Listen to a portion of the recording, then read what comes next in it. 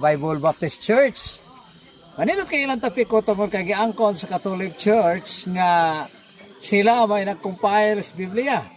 Pero sama-samang palad, nahagba si Mr. Kit Ganos mga pangutana ni Pastor Rian Fuentes sa Bible Baptist Church. Nga no, tungod kay primero gipangutana siya nga ang bagong tugon kung New Testament Bible pa siya. Pwede ba siya tawag og Bible? Yes or no? Batod pa ni Mr. Gitgano, no. Ingon na yun siya, part of the Bible. So dili gidi ay siya matawag Bible ang New Testament. Gisulti pa, gipangutana po siya ni Pastor Rian Fuentes.